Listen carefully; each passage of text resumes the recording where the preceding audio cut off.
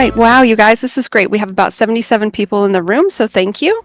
If you haven't already done so, please put your name, what county you're from, and what's your favorite Halloween costume, past or present. These are some fantastic costumes coming through here. I am inspired. What are they, Barbara?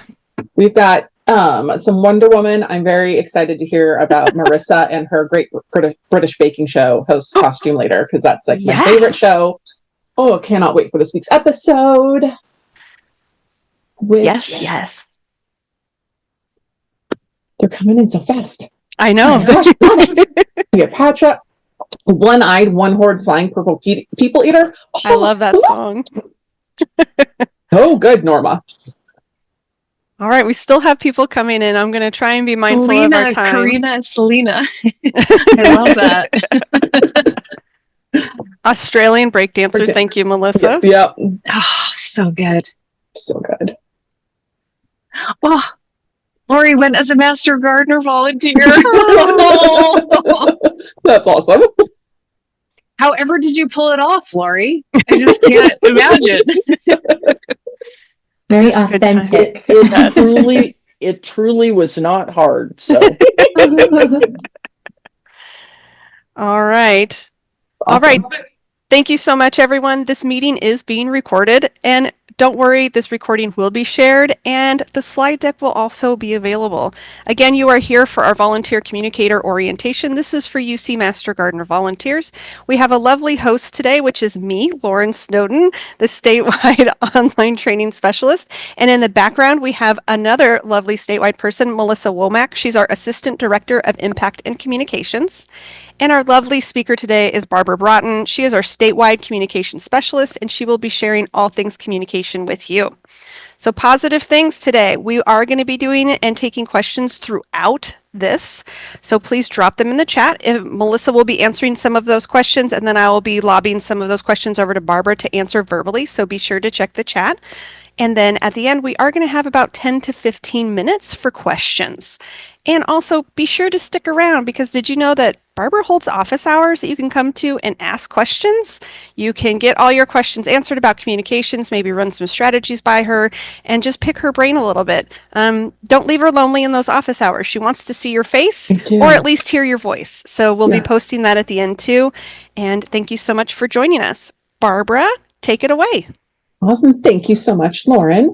Welcome, everybody. I'm so glad to have so many of you here. We have a lot of great information to share with you all today. We also want to have some fun. So throughout our slides, you're going to see our awesome little ghosty friend, Rosie the Ghosty.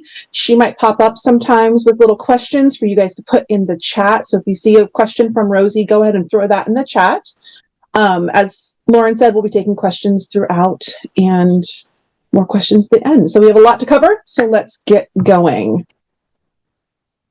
So we know the reason we wanted to do this webinar is we know that the volunteers are really the voice of the UC Master Gardener program. So many of you are our voices on social media and in newsletters and working with the media. And we just really wanted to make sure that you all have all of the available resources, you're aware of the best practices and policies, and make sure you're as successful as possible in the work that you're doing, because we are so grateful for everything you're doing. So these are some of the topics we're going to be covering today. I'm just going to keep moving because we've got a lot to get through. So we're going to talk about some administration things. First, while we are talking about marketing and communications on the whole today, I will be focusing a little bit more on social media, as that's one of the areas that tends to be where we do spend a lot more of our time. It's one of the main ways we're able to market our programs and expand our reach. But all of these best practices and guidelines and policies do apply to our newsletters, our websites, our blogs, and any other communications. So when it comes to roles for your communications team, your coordinator or staff member is still your main go-to for your county program. They legally need to be the account owner on any of our social media profiles or accounts anywhere. Your coordinator or staff member should be working with you to create your content plan, manage how we're going to do all of this sort of content creation and marketing, oversee the strategy, and handle any issues that come up. While our volunteers are going to be the ones who are working with the coordinators to create this strategy. But then you guys tend to be the ones who are actually creating that content for social media or the newsletters. You guys are the ones who are posting that content and responding to comments and questions. But if an issue arises, like we get a weird troll on social media, they pop up, you want to move that onto your coordinator. So if it's something that's needs to be dealt with, they can deal with it or they can escalate it to the statewide office. So we really wanted to just sort of clarify those roles. So I want to check the chat here about how many. Rosie's wanting to know, how big is your communications team? Oh, we got none, a lot that don't have a, oh, is there an echo? No, Are we someone's good just on- having a little audio issue. Oh, okay. It's okay. Just We're working checking. on it. Thank you, Cool. Barbara. All right, a lot of teams of one, I get it. It's hard. You got a lot to do for The mighty team of one. Yeah. We've both been sorry. there. Sorry if my dog is barking in the background, you guys, working from home. It's fun.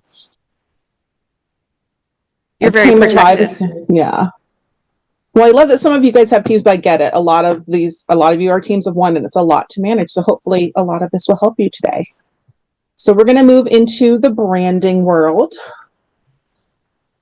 So in all of our communications across the board, it is important to remember that we are essentially sub-brands or programs connected back to our parents, University of California and UC ANR.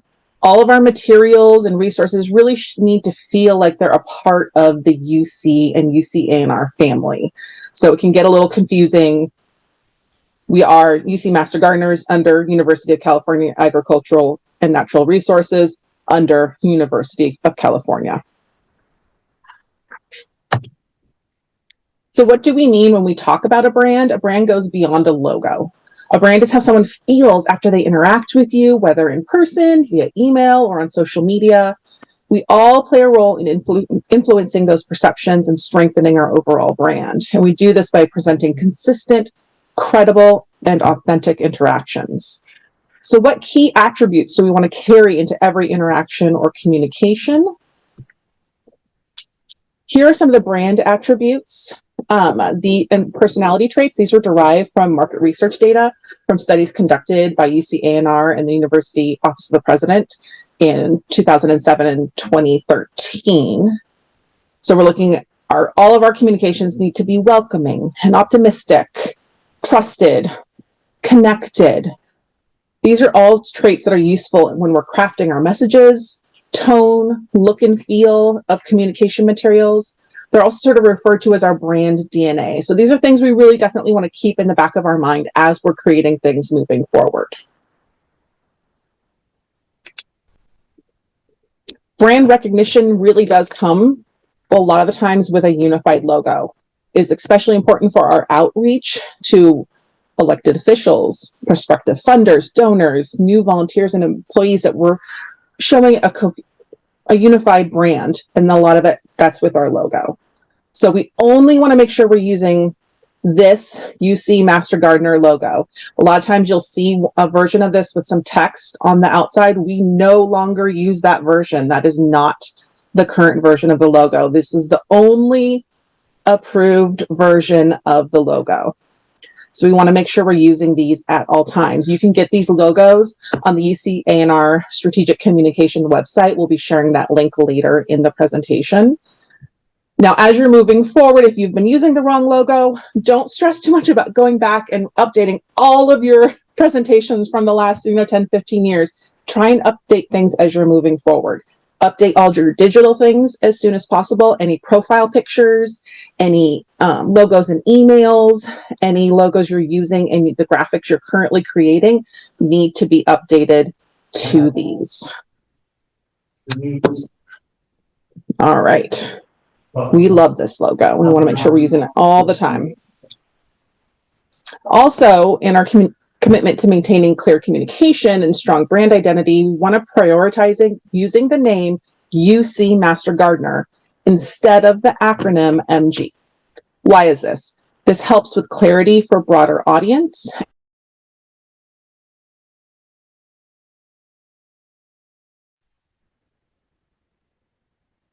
You muted yourself. I think, Barbara, I'm sorry. I think I muted you. I tried to mute the audience. Oh, that's okay. I'm back. Am I back? Yes, you're Okay. back. Okay. Okay, so we're using UC Master Gardener for clarity to the broader audience, for brand recognition. It connects us to the university. It really ties us in with the UC, which has got a lot of leverage with, their reputation, and it provides consistent messaging. It also makes sure that we're accessible. We aim to be as welcoming and inclusive as possible. The term MG might be an unnecessary obstacle for newcomers or those unfamiliar with gardening programs. We always want to make sure we're using the full name. It also really helps with our search engine optimization. In the digital age, searchability is key. Terms like Master Gardener or University of California Gardening Program have a better SEO footprint than the acronym MG. So we want to stay away from those acronyms.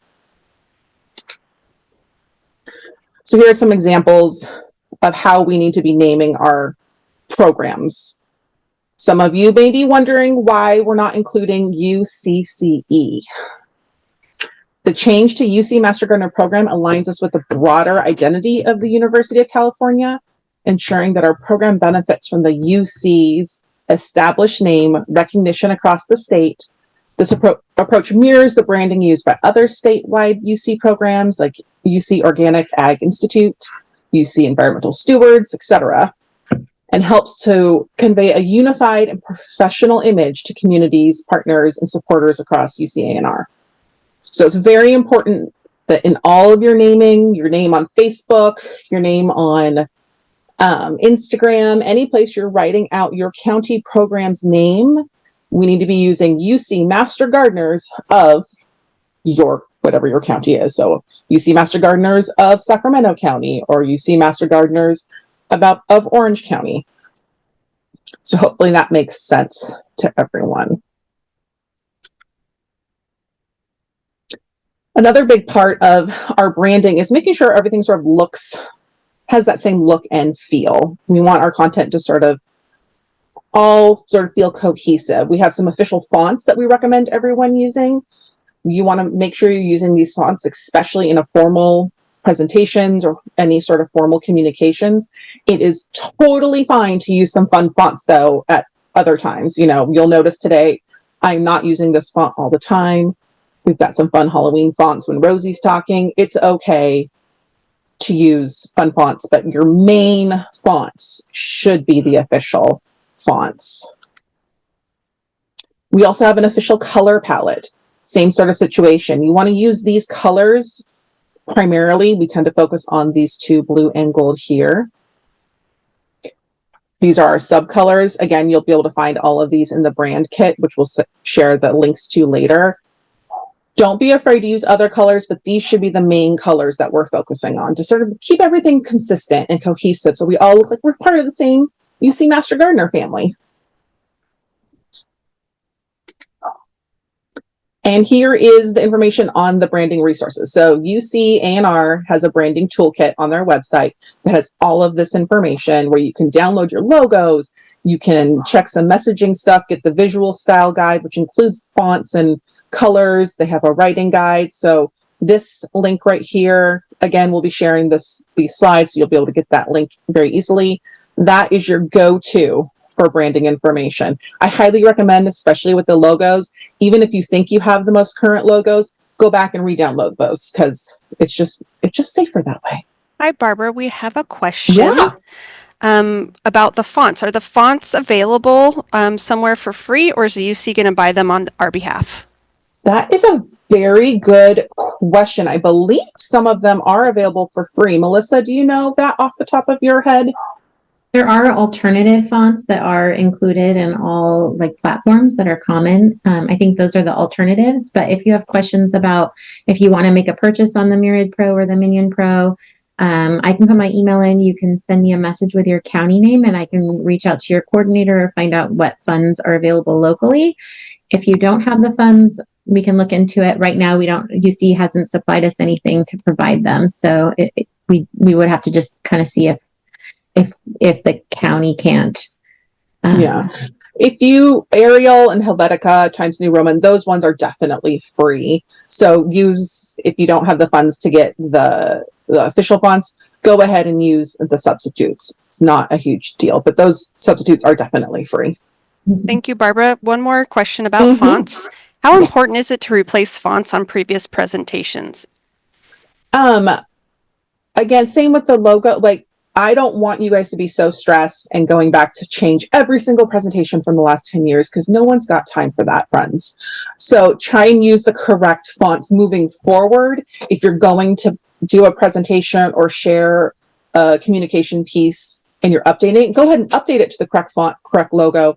But you guys don't need to spend a ton of time going back to fix a ton of things across the past. Hopefully that helps. Thank you. All right, so we talked about our branding resources.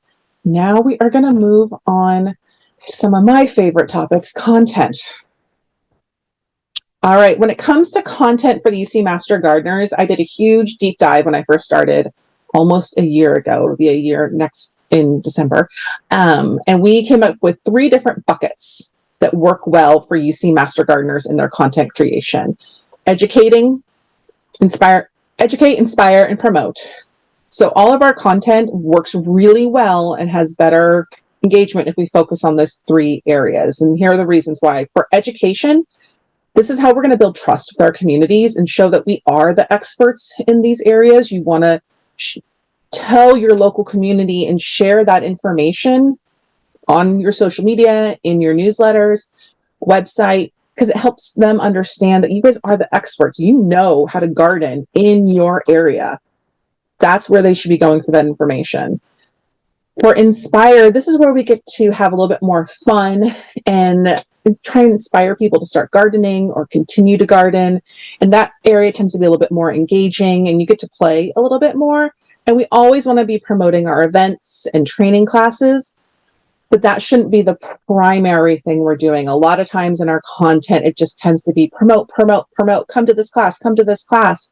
And that can really turn off our followers in the long term. Having a balance of all 3 of these will really help keep those promotion engagements and get more people to those classes because they've learned that you guys are the experts through the education you've been sharing.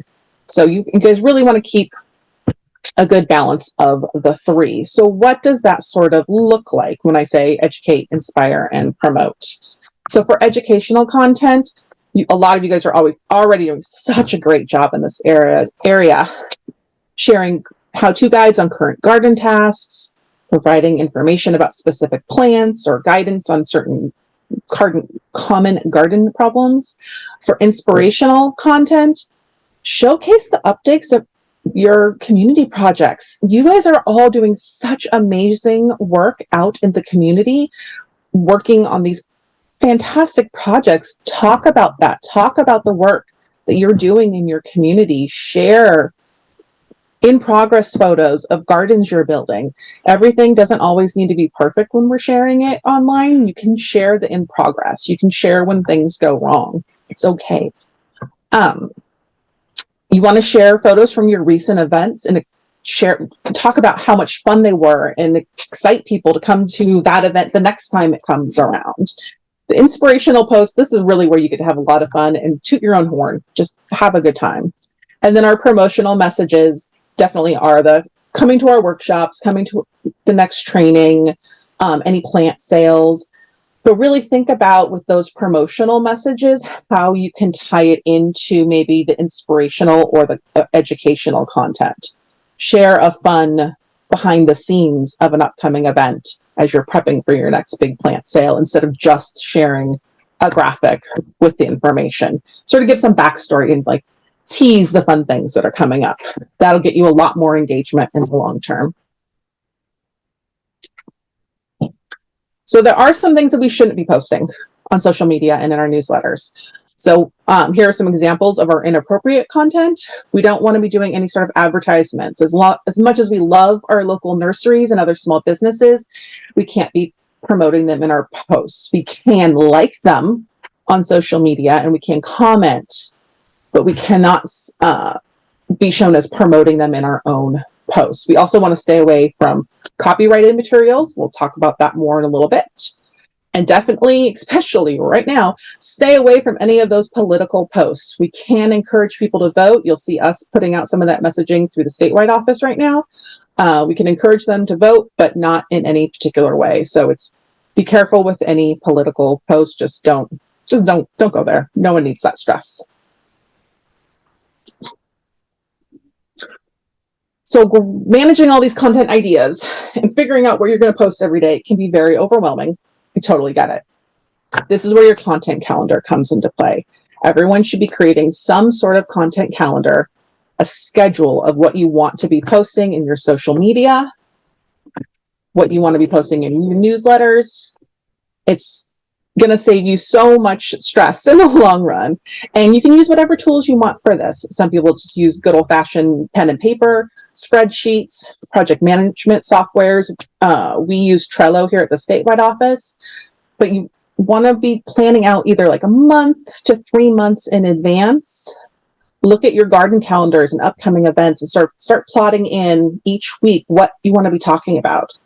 You really only need to be posting 3 times a week right now. So if you do your educate, inspire, and promote, if you can get up to posting every day, that's fantastic. But I know a lot of you are just one person, and that's a lot to take on for one person. So just focus on your 3 posts a week. You know, you could do a Monday educational post, Wednesday inspirational, Friday promotional. And then you look at your calendar for the next month and be like, all right, we've got a plant sale coming up. We've got to make sure we talk about that every Friday for the 3 weeks ahead of time. Or we'll talk about it on Wednesdays with fun videos of the plants getting potted up or something. There's so many different options. But getting your plan down on paper, so important. It's going to help focus you, and it helps on those days, because we all have them, those days where we have no idea what to post. We woke up, we're not feeling good, and oh my gosh, I got to get something out on social media, and how am I going to do that? I don't know what to post. Oh, you're going to look at your content calendar, and you have all of your ideas right there. I'm a big fan of a content calendar. So I wanted to touch quickly also when we're posting our content on hashtags. I get a lot of question about hashtags, what they are, when to use them, how many to use. Hashtags help users find content related to their interest by making words or phrases searchable. So we want to make sure we're using hashtags that are specific to the content we're posting. We don't want to just dump in 20 or 30 hashtags. That can get you marked as spam a lot of times.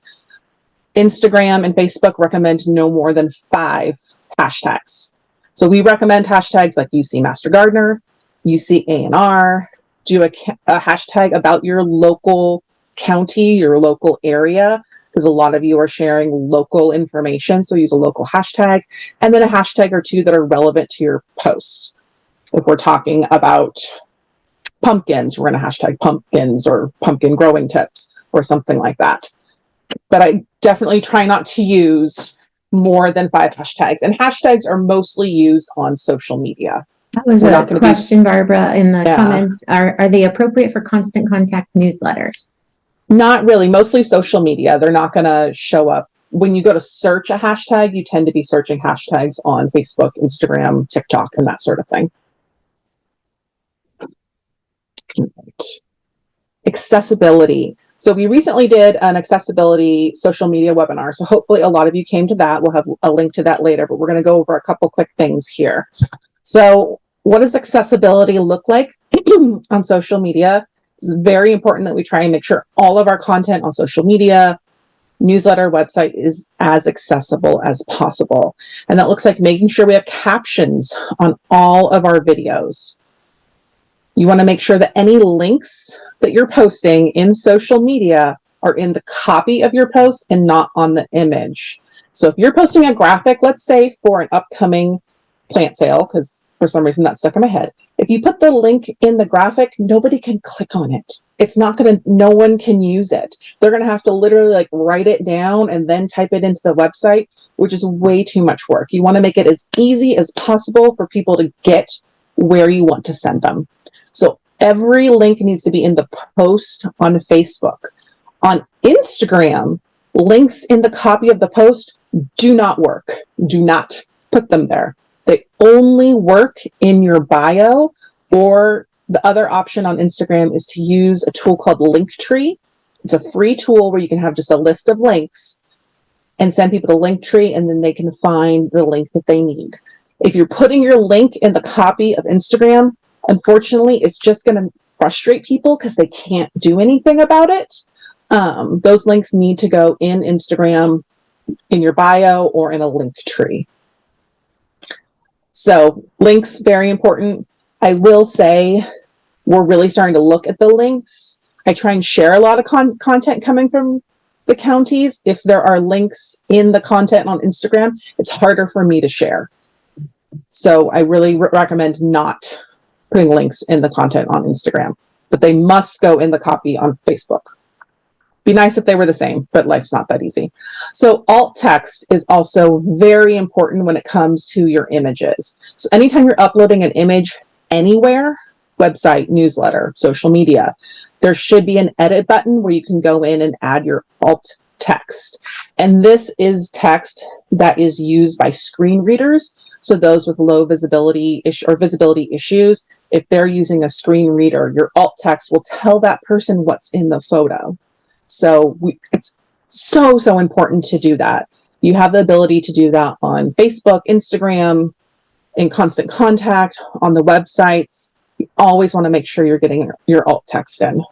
I know this area tends to have a lot of questions. I was going to say, Barbara, we do have a question. Do you recommend having both Facebook and Instagram accounts? Only if you can handle it. Like, you don't want to have two accounts and only be posting once every few months on one. You want to focus on the account that your team can handle, that you have the bandwidth to post to consistently. Consistency is more important than anything else with social media. The algorithms from the internet overlords, the Zuckerbergs, they like that consistent posting. So if your team doesn't have the bandwidth to take on an Instagram account, it's not worth it. If your team does, I highly recommend it. It tends to be a younger demographic. It's a very visual platform. It's my personal favorite platform because I love pretty pictures. So I highly do recommend an Instagram, but only if your team can take it on. Don't add it in because you feel like you have to. Only add it in if you have the bandwidth to manage it. I did want to share this. Barbara did share a tip with me once that if you are just going to run a Facebook, but in the future you may think you're going to open an Instagram, you can go ahead and open one and save that name so no one else takes it from you. And then when you have the bandwidth to open it, you'll already have it. No one would have stolen your name, and you're already on your way to success. Yes, that is very true. And also, as Lisa's saying in the chat, you can post to both Instagram and Facebook at the same time. They're both owned by Meta, the Facebook company. So if you do have your Instagram set up and your Facebook set up and you're using the Meta Business Suite scheduler, you can schedule to both at the exact same time, which is fantastic. And I do that all the time. But also, yeah, Lauren, what you said, get those handles. You don't have to publish them or put anything to them, but if you don't have your Instagram handle yet, go ahead and create the account. I do that all the time, especially if I have a weird business idea. I'll just go get Instagram handles so they can never go away. One last question, follow up on that. If someone had to choose between Facebook and Instagram, which one should they do? Ooh, that's a good question. We haven't been using Instagram long enough to see that we have a lot more engagement. We just started our statewide Instagram in February. Is that when we started it? Sure. So our engagement is still fairly low there. I probably Facebook is going to be your better bet to start off. Melissa, what do you think? I would say too, Instagram, the demographics, I would look at the demographics of the platform and which audience you really want to connect with. And Instagram is maybe trending a little bit younger. So really it's about kind of what the goals are of your communications pieces. Instagram is more photo heavy and the reels are more popular. So it really just depends on the type of content you're going to be producing and the audience that you're trying to reach. Mm-hmm. Barbara, this is kind of off topic. Some people want to know about adding alt text to newsletters, and can you give an example of alt text? Yeah. So when you're creating your newsletter, I'm going to give the example from Constant Contact, because that's what we use. When you go to upload your photo, there should be an edit. So where you can go in and edit, crop it or whatever, but there's also an alt text button right there. You want to click on that and just type in the description of the photo, and keep your description, fairly short, simple, but you definitely want to get some sort of photo description in there under alt text. So you just need to look at your program, whatever program you're using. It tends to be either as you're uploading the video, there'll be an alt text button, or click edit and there'll be an alt text option in there. It just really depends on what program you're using. All right. For Facebook automatically added captions, you can totally use those. Just check them, because they're not always correct. And sometimes we'll say weird things and we don't want weird things being said that weren't actually said. So go ahead and check those automatic. Same with YouTube. Any of the automatic captions through any of the platforms, Facebook, YouTube, Instagram, a lot of them are now rolling out automatic captions. Awesome. Just check them and edit them if needed, because I've seen some weird things said that aren't correct. We don't want weird things. All right, I am going to move on to one of my favorite topics, PDFs. So, PDFs are not accessible. I know a lot of people love to use a PDF, share it on social media, use it as their newsletter, and unfortunately, that is no longer best practices. PDFs aren't accessible for screen readers. Getting links in them, especially if you're sharing it to social media, does not work. Major issue with screen readers, major issue on mobile devices. So over 50% of our emails are now being opened on mobile devices. That means every second email you send out is being opened on our cute little smartphones. And if you're trying to look at a PDF, there's only so much you can zoom in, and it makes it very, very challenging to read. So we do not recommend using PDFs for social media or for our newsletters at all. PDFs should really only be used to create a printed item. So that is, the pendulum swings a lot on PDFs. You're correct. But right now we are in a PDFs. Nope. Especially if we're using a PDF for a newsletter as an attachment, it can get marked as spam. If it's a link to get the PDF at a different URL, that's just more work for your followers. You want to make whatever content you're sharing as easy as possible for followers to get. So if you're sending an email, it needs to be right there in the email. You don't want to have them click and then click again and then have to click again. You've probably lost over half of your followers with that many clicks. So what to use instead? For emails, for newsletters, you should be using a platform like Constant Contact or MailChimp. We did a newsletters best practices webinar back in, maybe July, and we'll share the link to that in here as well. There's a lot more information in that newsletter. For your social media, you should be using JPEGs or PNGs or some sort of other image, and we should not be putting a ton of text into our graphics for social media, which we'll talk about more in a little bit. All right, we're going to go into copyright. Very, very important topic here. So copyright is a form of intellectual property law, protects the original works of authorship, including literary, dramatic, musical, artistic works such as poetry, novels, movies. Copyright does not protect facts or ideas and systems, but very, very important. So what does that mean for us? The UC ANR has a very extensive copyright manual. We are not going to get into the nitty-gritty of that right now because that's like 5 webinars. But here are the highlights. We need to make sure we're contacting the copyright owner directly and describing how we're going to use that material. We need to request the signature of the copyright owner on the request. An email does work for a signature. And if additional terms are requested by the owner or an alternative license, we need to get that over to our permissions officer and move that up the ladder. So we need to make sure we're asking for copyright permission on anything that we're posting. So who's responsible for obtaining the copyright permission? At the end, it's the staff, it's your coordinators. They are responsible. But as a program and as a communications team, if you have a team or you're just working directly with your coordinator, you need to come up with a protocol. How are you guys going to manage copyright? Who's going to be in charge of checking to make sure that we have access to be able to use something? Excuse me. One of the main reasons this is so important is there are people out there who scan the internet and are constantly looking for issues or places where people are using something without permission, and they will fine you thousands of dollars, and it has to go up to UC lawyers, and it becomes a whole big thing.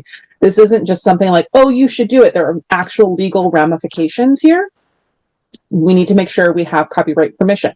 The nice thing is that if we're using any photos or content from our volunteers, when you guys are signing your annual agreements, giving us a non-exclusive license to use your images is one of the things that you sign for. So any volunteer, we're able to use their images. If it's a personal photo that was taken outside of the scope of their volunteer work, please check with the volunteer. But volunteers maintain copyright ownership of their work while granting the UC a non-exclusive license to use in the future. There are many places where you can get Creative Commons stock photos. Canva has some great options, Pexels, Pixabay. Excuse me. You do have those options. We do recommend using photos from your staff and volunteers first. Photos from your area are going to always be more powerful than anything else. But I get it. You don't always have the right image. Go look at stock photography on Pixels or Canva. I do not recommend, and actually, please do not create AI images of things to use in your social media. I've seen posts come out where they're talking about tomatoes and it's an AI image of a tomato. I'm like, friends, we have so many images of tomatoes. Like, everybody's got an image of, like, we're all gardeners here. So do not use AI created photos.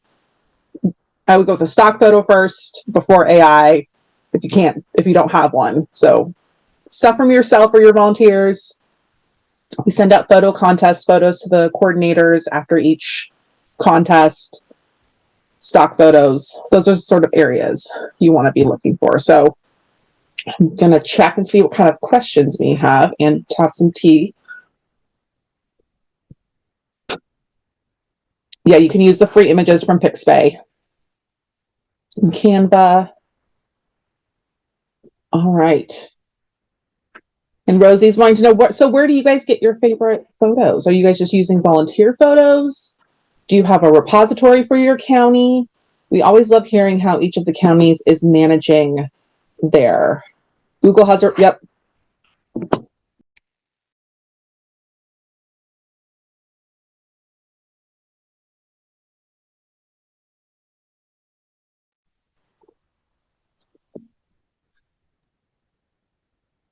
Okay, great. So let's move on.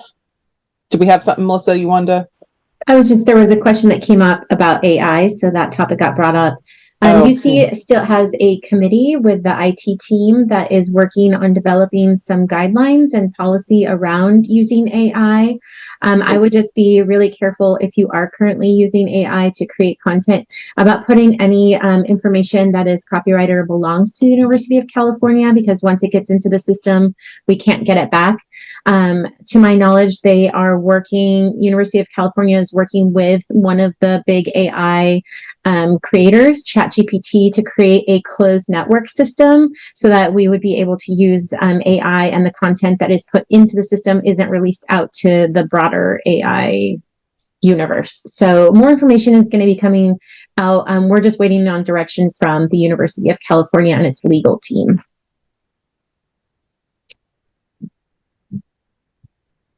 Yes, and then I saw a question, do we need to give credit if we're using Canva photos? It's always good to credit where your photo is coming from. That's always important. So we sort of showed that. I'm going to go back a little bit. Showing credit, like here, photo credit, Melissa, of her amazing dog, Hazel. Super cute.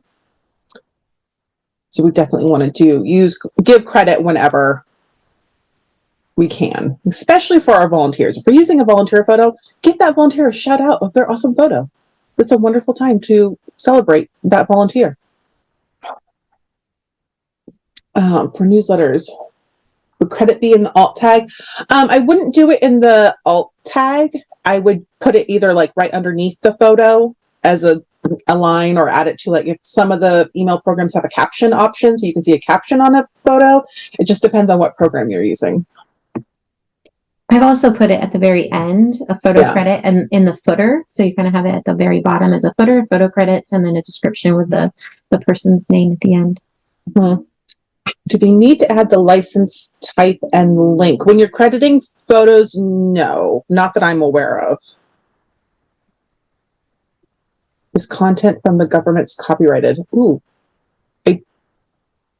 There are sources that are open. I would still confirm on any Creative Commons or open license permission. Usually the sites include use permissions. So like photos from USDA, most of those are open, but you still, with every photo, should be confirming that it's available for us to use.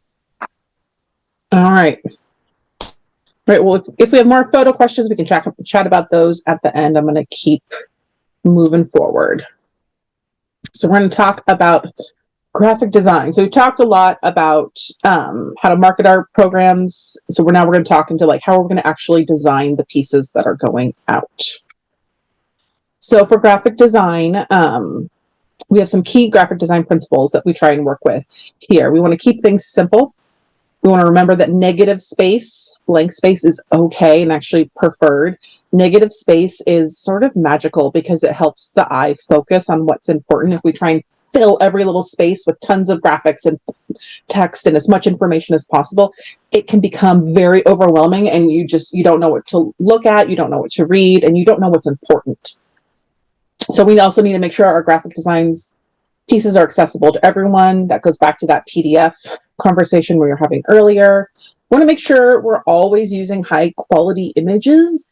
Please do not use blurry photos. If you put something together and the image looks blurry, please just pick a different photo.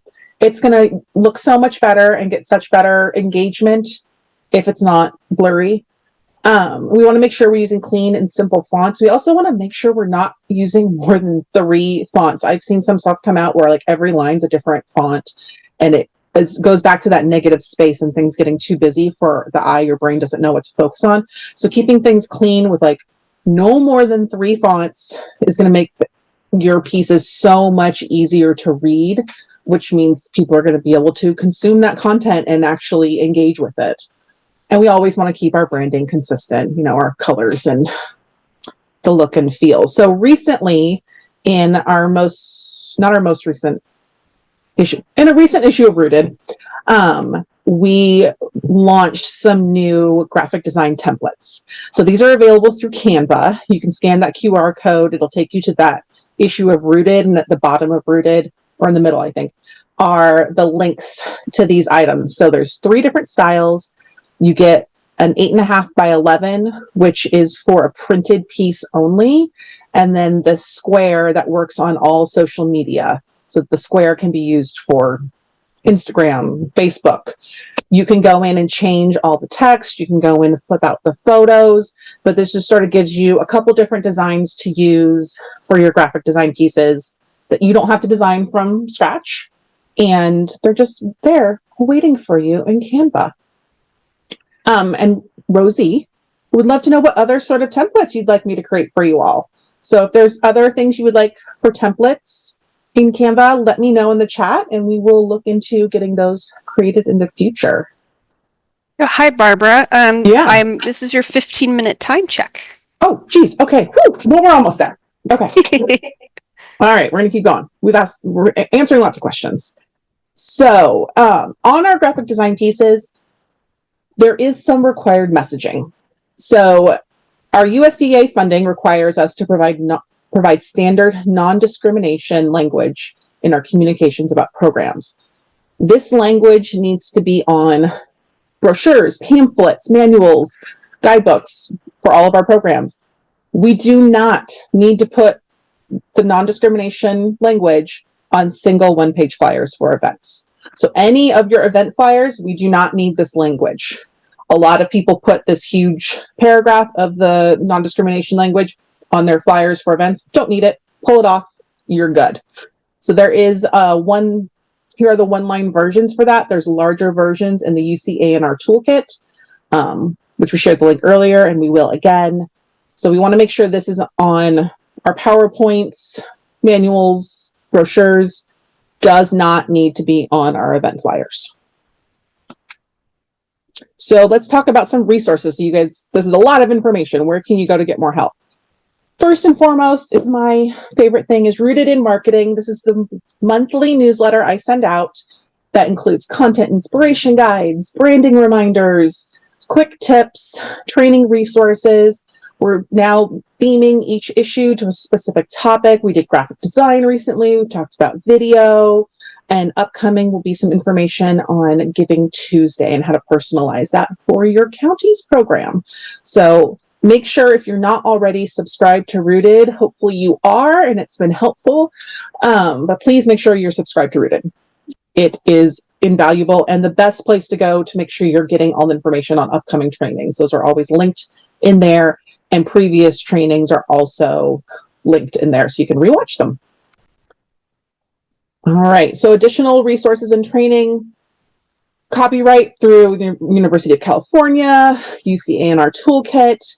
And then these are the two webinars that I referenced earlier, which is the social media accessibility guidelines and the best practices for newsletters. We also have a private Facebook group for social media, the social media network for the UC Master Gardeners. So if you join this group, it's private, I'll have to let you in, but we try and share updates there as well. We ask questions. You can come in and ask any question and get, feedback from other people across the state. It's a great resource, and we highly recommend people join that. We will be putting links in the chat, yes. And then weekly office hours. So every Tuesday from 11 to 12, I'm patiently waiting on Zoom for someone to come and ask me questions, and so I can help them with their marketing. We get people in all the time who just need to brainstorm stuff or just have, how do I get access to my Facebook page again, sort of questions. So we're there every Tuesday, 11 to 12. Please come join me. Don't be shy. All right. And now let's open it up to any other questions. I'm going to stop the share so we can just sort of chat. Barbara, Lauren. how about you drink some tea real quick? We've got a lot of questions going on. Melissa, thank you so much for jumping in and answering a bunch of questions. We had a lot of stuff about copyright going on. We actually did have a webinar all about copyright, so you can watch that 5 times and learn something new each time. Not kidding. Big topic. Yeah, so there's a lot to take in. So if you've got just a flood of information, it's okay. It takes a while to learn that. And one of the things I tell people as a trainer is pick the top things you're going to start working on. If it's going to be alt text, if it's going to be using links correctly, what are you going to focus on? So like I said, a lot of information going on, but Barbara does have that monthly newsletter that goes out. And Barbara, one of the questions was, can they get past issues? Yes, they can get past issues. Where do we have? Oh, those are on the coordinator site currently. I will link to past issues in the next issue of Rooted. Yeah, so we may need to line those up because now you got a bunch. I do have a bunch, and there's lots of great information. So in the next issue of Rooted, I'm going to make a note so I don't forget. I will put in past issues of Rooted and sort of what the topic was. So if it was the video one or the graphic design one, we've got the first couple issues didn't have a very strong theme, but we got into themes pretty quickly. We got there, yeah. We definitely got there. And we did have a couple great comments about what people would like to see as far as templates, so we'll be sure to capture those as well. And we, like Barbara said, we are open to questions. If you'd like to put them in the chat or raise your hand, we'll unmute you. We'll call you and you can unmute yourself and ask questions. We have about 10 minutes for questions, Barbara, so great job.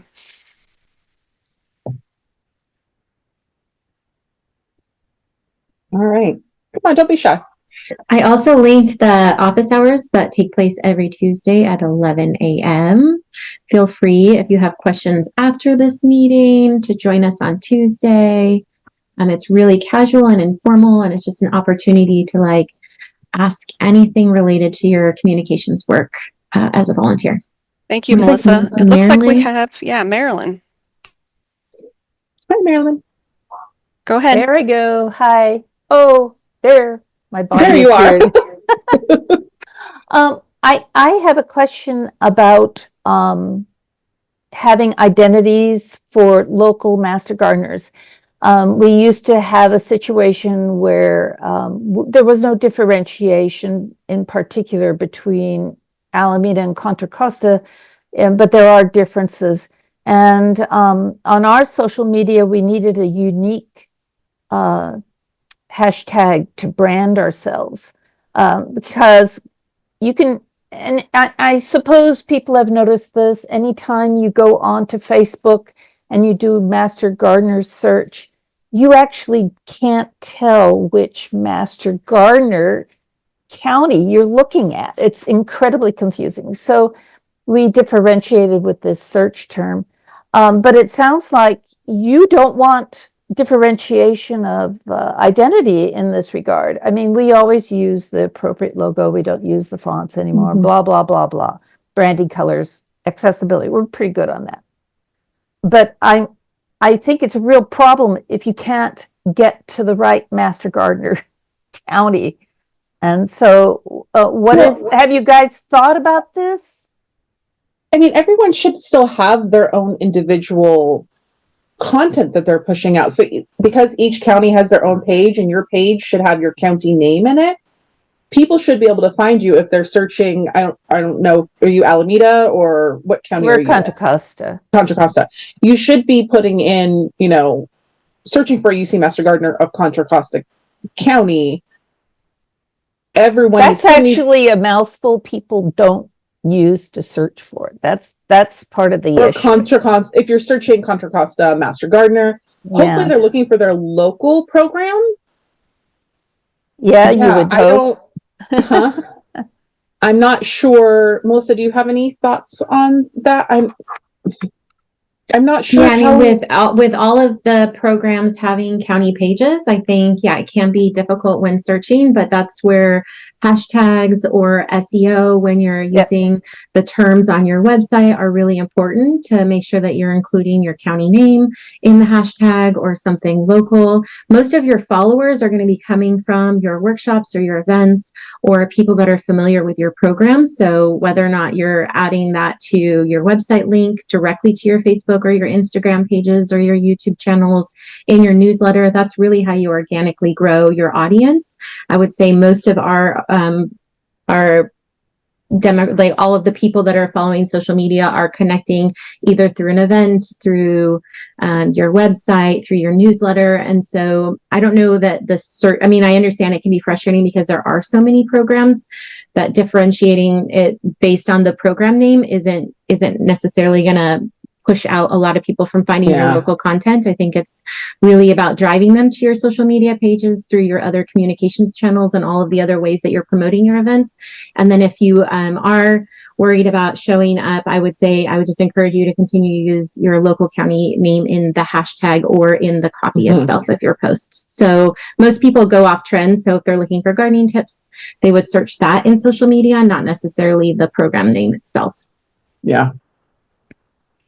Yeah, not quite answering my question, but let's not bother more times. Other people can go ahead.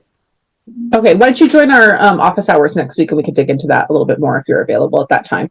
Also, everyone, if you're not able to make office hours and need help, you can always email me and we can set up a one-on-one time outside of that. All right, I'm not sure who put up their hand first, so I'm just going to go with who's first on my screen. Michelle. Yeah, I guess I'm just following kind of in the trend of what Marilyn, I raised my hand beforehand. However, I was just wondering for Instagram, could we just say, I'm from Mariposa County, Mariposa County Master Gardener Program. Then when somebody's searching, I understand their hashtags and all that, but they see Mariposa. You have a lot of people who are new to these platforms. They really don't understand about hashtags and searching. We have a lot of older participants. And so if they see Mariposa, they see the county that they're looking for. I just personally think it would be easier for them. That makes sense. I mean, for Instagram handles, we haven't been as particular about what the handles are. There's a lot of different Instagram handles out there. I would just make sure that your name on your profile page does say UC Master Gardeners of Mariposa County. The Instagram, because the Instagram handles, you don't want those to get too long. Having them be shorter can be helpful, but just make sure your name on your profile says UC Master Gardeners. Hopefully that helps. Anne?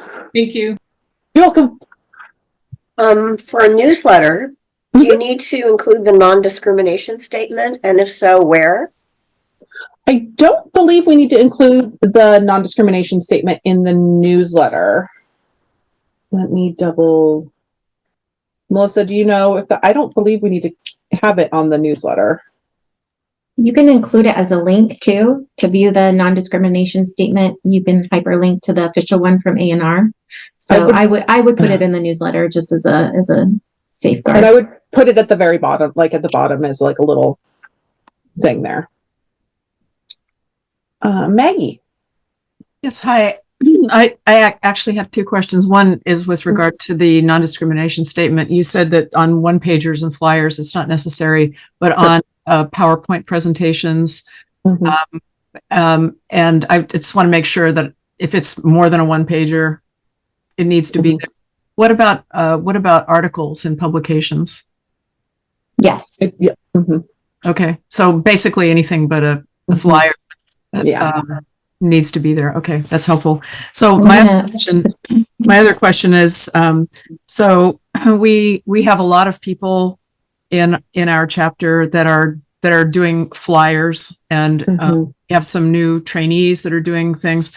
And we have people that have been in the program for a lot longer. So there's a mix of people who have been more recently educated about marketing and, proper use of branding and like that.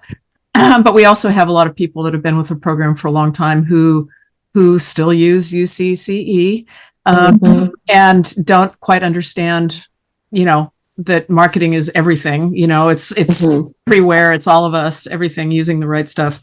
So what I feel that there's some things that everybody has to be brought up to speed on it. And it's a little tough to corral everyone to do that. I was able to do it with the newest class of trainees, which was great. But what about the rest of them? What do you think is the best way to bring people up to speed? Is it a document that they may or may not read, or is it a webinar that they, what do you think is the best way to reach them? Yeah, I would definitely share this webinar once the recording comes out, and just try and work at it slowly over time. We know that adopting, changes like this can take a while. We're definitely aware of that. Yeah. Melissa, is there anything specific that's worked in the past when you guys have made changes to help bring people on board? I think really focusing around the reasons why it's important, especially centered around accessibility with the PDFs and the flyers. And then we want people to get the information, and that, we're an extension, and having people be able to find the information. Just following the best practices is important in order to make sure that it isn't getting caught in spam filters, that, email now is getting more savvy about guarding attachments because of people being worried about viruses going into their computer. So there's like all of these reasons why it's important to not use like PDFs as an attachment for a newsletter. And so I think just like taking the time and then repeating that message over and over again until people go, oh, okay, it makes sense. One, it's easier for the people to get the content right away without having to click through or download something.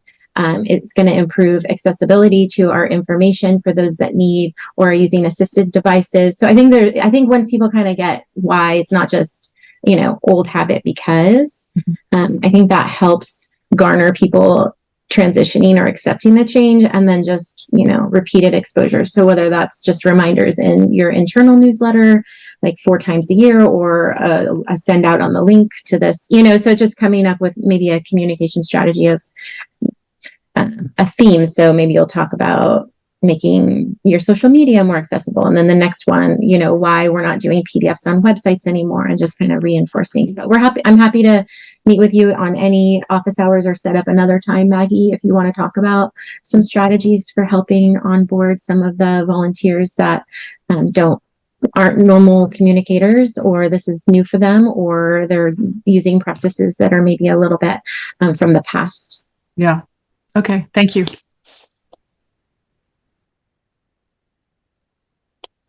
All right. In the chat, I saw asking if we could have a session on accessibility. We did have a recent social media accessibility webinar run by one of our UC ANR Stratcom people, Dora. So that link is going to be in the PDF of all of the slides. So you'll get that. It's a great webinar. She goes over a lot of really important information. Marilyn, I love the hashtag you guys are using for Contra Costa. I would not change that. That's a great hashtag. Like that. Great. Yeah. We did some testing on it, and it resonated with people, because I'm telling you, typing out Contra Costa County comes out so many ways. Totally get it. Yeah, I totally get it. No, that hashtag works perfect. If that's what you guys have been using, don't. It's perfect. Don't change it. Cynthia. Cynthia, what do you have? Question on web teams. So this seemed more focused on social media. So some of the solutions are different for our site builder platform. And after we migrate to Drupal, we're going to all be intensely in there debugging old content and, repurposing things. So are you going to do a branding and message, required messages, etc. for us? For web? Yeah. Melissa, what do we want to do training wise for we're getting information from the IT team at the same time that you are. So I've asked our statewide director, who's in talks with the person in charge of IT and IWP, and asked for a training plan. They have not communicated yet how they're planning on training employees or volunteers. So we're just waiting for more direction on that. I know Stephen Dampier hosts office hours every twice a week. And then he had a webinar specific for Master Gardeners on how to prepare for the IWP migration. But as of right now, I have no training information. I think I haven't seen the back end of Drupal or what that's going to look like myself. Has. So there are nobody concerns. has. I agree. Yeah, I recognize that. We would love to, once we have access to it, maybe reconvene as a community and talk about what some of the challenges are or the successes in making the content look good online. And so stay tuned. As soon as I have information, I promise to share it, especially if you're in that Facebook group or you're in Rooted. Those are going to be the 2 main channels, or on our on Tuesdays. Okay, so that private Facebook group is also pertinent to the web teams. Yeah, anyone that's doing communications. Yeah. Communications. Okay. Yeah, like where do we put those required messages or the links to the full policy? I mean, I'm assuming some of it's going to be sort of implanted into the footers and all, but and how do you want the alt text done? I mean, there's just so many little technical, minute questions of how this is going to all play out for us. As a font and color. And right now you can be doing a little bit of that back end like preparation. So we are. Site Builder allows you to add alt text and then metadata tags and descriptions. So that's a way to kind of get ahead as we're waiting to make sure that the new website is has SEO and is accessible and meets accessibility standards for the new websites. It's going to be a journey for all of us. We're like Melissa said, we know as much as you guys do. We wish we knew more and could help more, but totally, it's a thing. Thank you.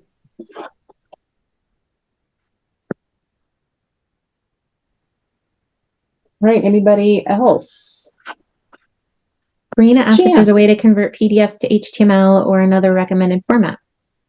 Yeah, I responded for converting to another image, like a JPEG or a PNG, you should either be able to do a save as, or when you go into Adobe Reader, export as a different type of image. I haven't actually converted a PDF to HTML because I don't tend to do that. So I'd have to get back to you on that one. Karina, are you looking to convert it into HTML for your newsletter? Is that what you're thinking? Karina? Yes. Let's chat, because that might not be, you might want to look into doing like Constant Contact or something like that is going to be better long term and give you better analytics and better engagement. So message me and we can chat offline about that one. All right. If anyone else has any other questions, feel free to unmute.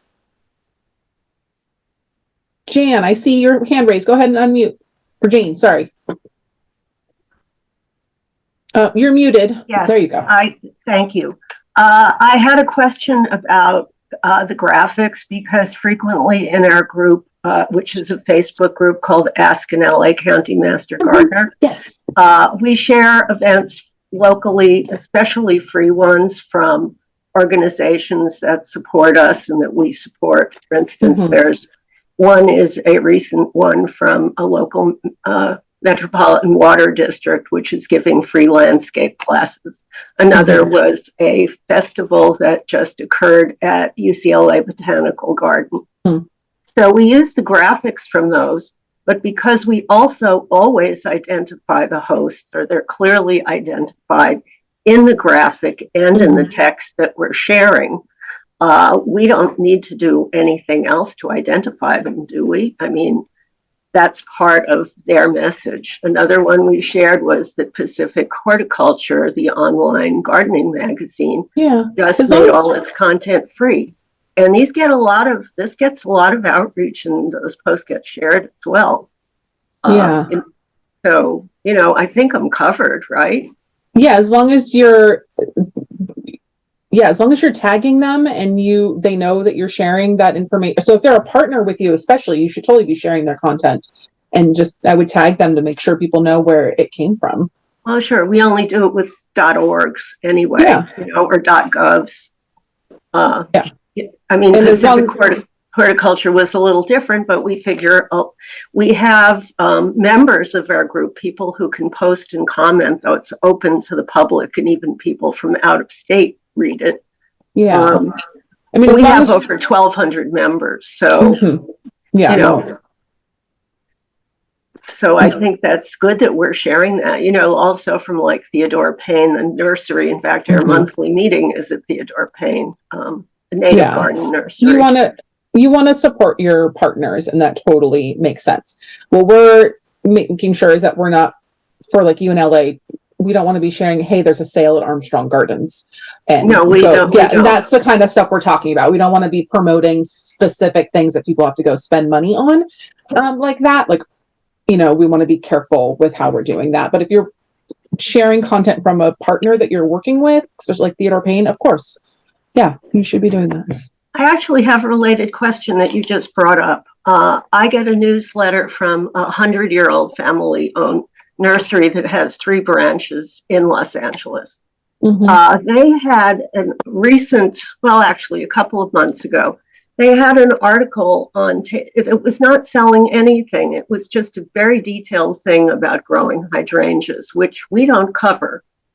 Sometimes I go to other states to find things on specific plants, and I didn't post it because, for one thing, if I ever did anything from a commercial company, I would include our necessary disclaimer that it's provided only informationally, which is, the language that we use.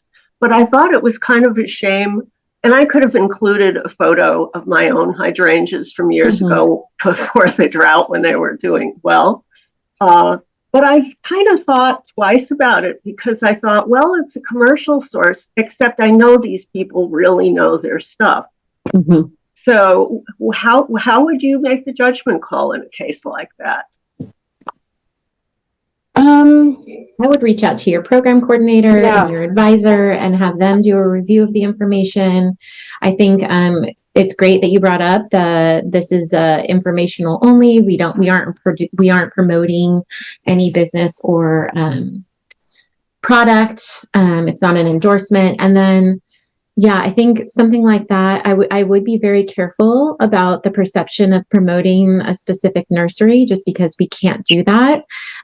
So, if maybe you found the content great, you could reach out to the nursery and say, hey, can we use some of this content and then credit them at the end in a way that doesn't look like it's an advertisement. So I think there's different strategies, but it's a case by case. But I would definitely be very mindful and careful about sharing information from companies or nurseries. Yeah, just because ultimately the University of California does have information about growing hydrangeas, and your program might not have that information, but maybe another Master Gardener program would have that information available. And so is it the best source or the only source?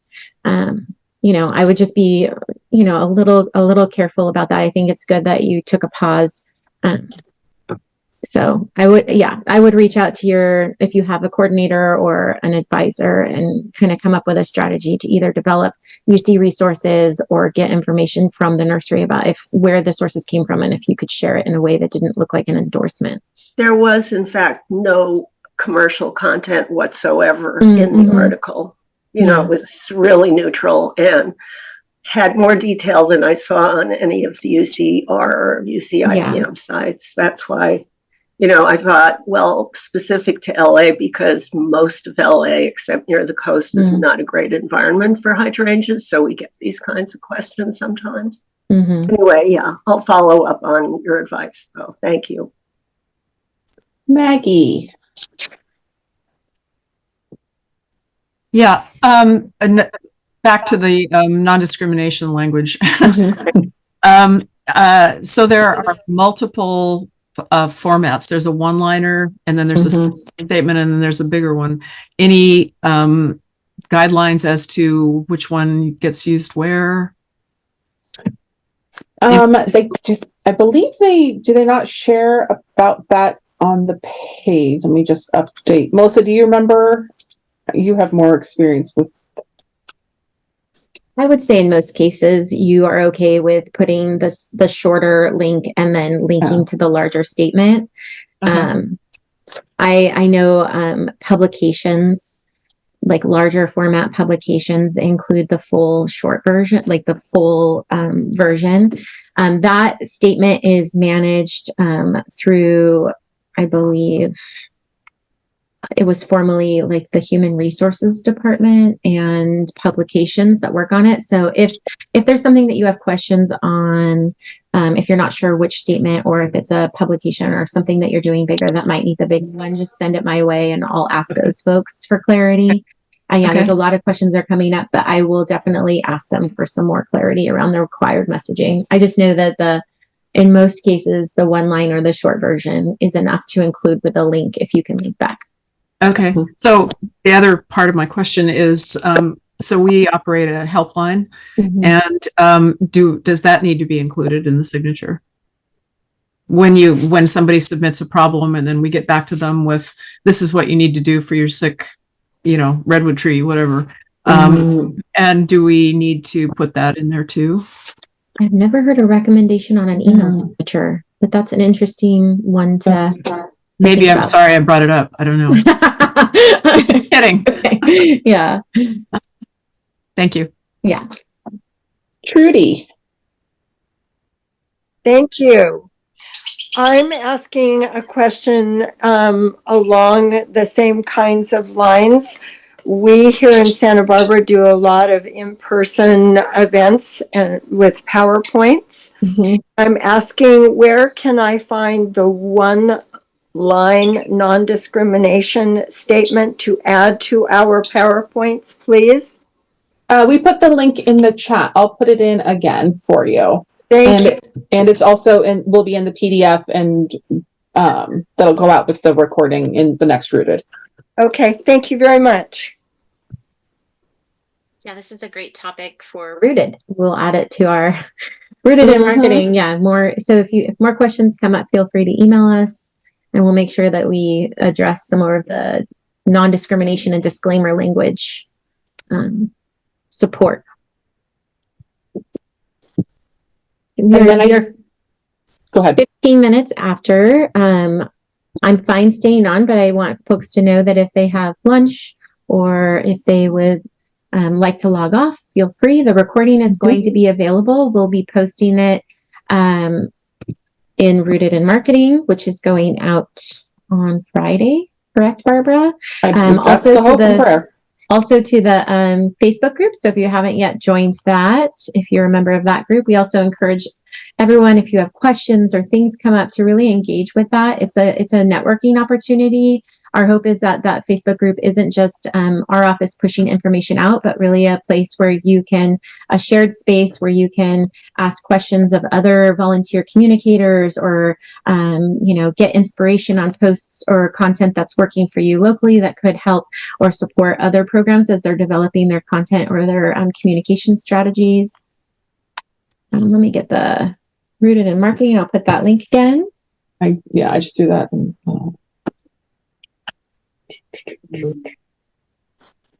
Right. I'm putting in the link for the Facebook group as well. And I saw in the chat, just as we're wrapping up, someone asked about future topic analytics. I agree, the analytics on Meta are not great. We're going to wait till after IWP and Drupal gets launched, because all of those analytic things are going to change with the new website. So everyone take a deep breath on the website and analytics, and it's going to be what it's going to be, and we'll deal with that mostly next year. That's a 2025 problem, friends. Thank you all. I really appreciate everyone. I can't believe we had, I think at one point, 109 people at this webinar. It's incredible. I know, Barbara. I wasn't paying attention. I'm sorry. I was oh, wow. Yeah. Oh, okay. I love seeing stories like, if you guys have newspapers, magazine features, blog posts, like send them our way. Tag us in your Facebook. If you create videos, we love seeing that. We love sharing your content on the statewide page. Our impact report is coming out soon. So if you have a story to share that you'd like to be included in that, or photographs, we're always looking for compelling images of master gardeners in action across the state. So please share. Yes. Thank you everyone for joining. I hope this was helpful, and always feel free to pop into the office hours and chat in our social media group on Facebook. We definitely want your feedback and want to know what you want to know. All right. Yeah, if the office hours don't work for you, happy to set up a one-on-one time. We recognize that not everyone's available on Tuesdays at 11, so we can definitely make an adjustment for specific scenarios or to meet with local teams as well. Yep. All right, everyone. Well, I hope everyone has good lunch plans and stay safe tomorrow for Halloween. Thank you. Have your candy out.